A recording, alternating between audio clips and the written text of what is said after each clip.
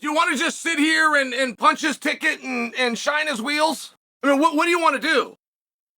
Or should we all humbly admit we don't know anything about this sport? First time they set that octagon up in 1993 in Mobile, Alabama, we started to learn the importance and the effectiveness of grappling. Now, I was a lifelong wrestler, and I will tell you, I did not think of myself as somebody that could go out and defend himself. My classmates, when I'm walking the hallways, did not treat me that way.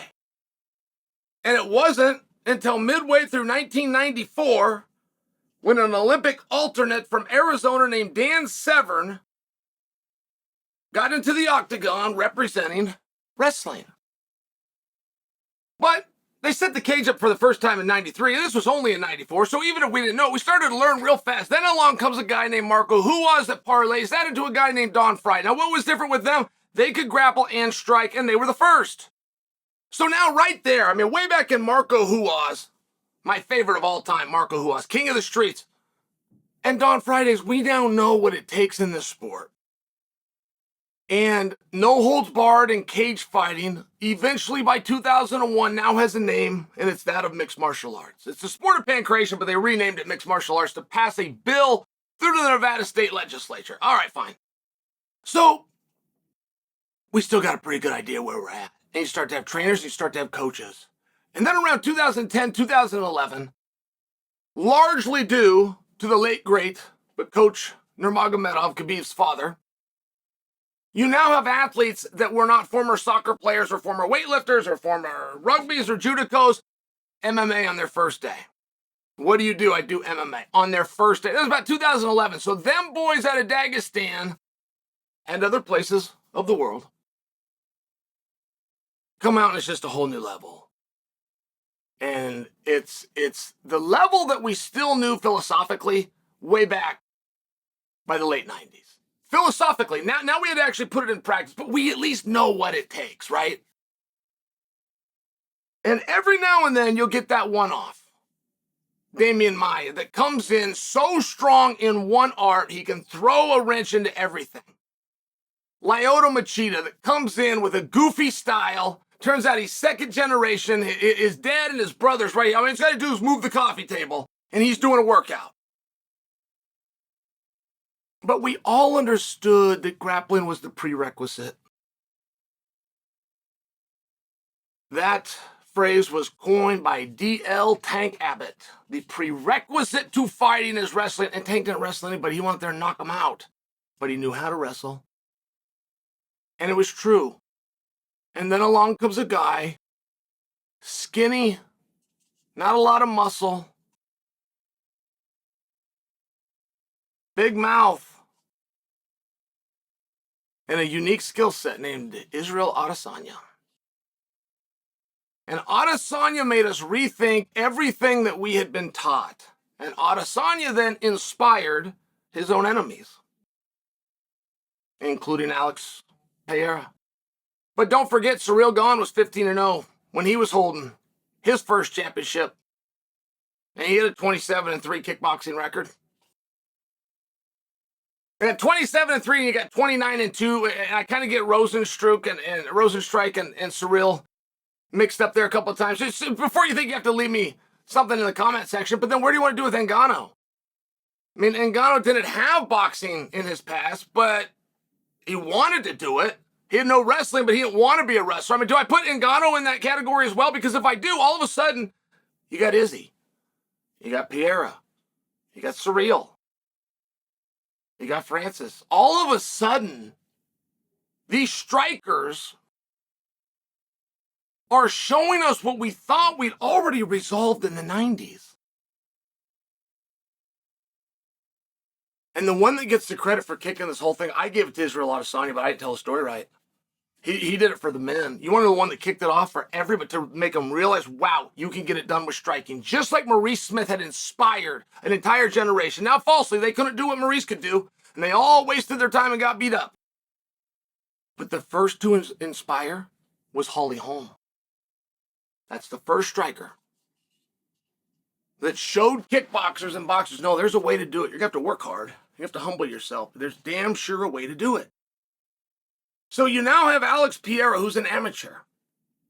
He's an amateur. He's at 8 fights. 10, 11, 12 MMA fights in total. 8 fights in the UFC. In those 8, he's beaten 5 champions and or former champions. He was my fighter of the year last year. I made that argument right on SportsCenter. Said he held the 85-pound belt and he's held the 205-pound belt in the same calendar year. He is the fighter of the year. And I needed Anik and I needed Cormier to back me up, and they didn't because he'd also relinquished one of those belts. But I saw it differently, and I'm only sharing that with you. Guys, Alex Pereira is not that good. He's not as good as you guys think. You don't know what you're looking at. No offense, but you don't. But he's not as good as he thinks either. Alex Pereira is not as good as the guys he's beaten. How does that work? What kind of a comment is that, Chael? Well, aside from being accurate, it's meant to speak to potential. You have not seen the best Alex Pereira yet. And one of the reasons that Alex is knocking guys out now at a little bit faster rate is because he's getting more confident in his grappling, both defensively and ability to scramble. So he's walking them down more. The threat of the takedown will change a striker. You'll see a world-class striker against the guy that throws some strikes in the gym. And the guy that throws the strikes in the gym will beat the hell on his feet out of the world-class guy. And the reason for that is the threat of the takedown. If he goes into panic mode, he just can't loosen up. So Alex's learning curve is very meaningful. He's never had a wrestling match and never will. He's never had a competitive jiu-jitsu match that I am aware of, and I even looked into that. Okay, we've established he's not the most polished, right? Because when we talk about the greatest ever in the pound for pound, I should bring in the Demetriuses or the Conor McGregors, the George St. Pierres, but guys that have got just as many on their feet as they got on the ground, right? They're just as dangerous in either. They're just as likely to transfer over to boxing and do well as they are to go after Abu Dhabi, right, and do well. It's somebody that really understands everything, and that damn sure is not Alex Pereira. Can we agree? But guess what? Alex Pereira is the first guy, and he is the only guy in the history of the UFC. 300 pay-per-views later, that reasonably could, and we would be open to the idea that he could be champ. That's never happened before. As good as Henry was, we didn't think he could go up and beat Volk. As good as St. Pierre was, we didn't think he could go up and beat Jon Jones. As good as Daniel Cormier was, we did not believe he could make the weight class of 185 pounds to challenge anybody, right? I mean, it's just one of those things. Pereira wants to fight Aspinall. That's not a joke. You got to say tough guy things. You got to make us believe that you're willing to go do tough guy things. Oh, you better believe him. He wasn't kidding. And by the way, if you think he just said that because of adrenaline and spur of the moment at UFC 300, then you just haven't been following, because he's been calling for He wanted to fight Aspinall that night. And he said the entire week leading up to it, I'm going to get out of here unscathed. You better give me that match in 3 weeks. I want to fight in Brazil. I know you need a big promotion. You don't with me. I just got a jackpot full of money. Let's just get this done and get me home. He's 100% serious. I'm 100% right when I tell you that fight is not going to happen, but he's 100% serious. He's the first guy ever that could do it and that you would like to see try do it and that you might even bet on to do it. He's the first guy ever. And if just being the first guy now he's the only guy. Doesn't that in and of itself make him the greatest to have ever done it? Because before that pains you to have a non-black belt with no wrestling, before that pains you to have to admit he's the greatest to have ever done it, if he did fight Tom and he beat him, we're not having a conversation. I don't ask you what you think. We just declare him the greatest to have ever done it with 8 fights. 8 fights. He's an amateur. Unbelievable story.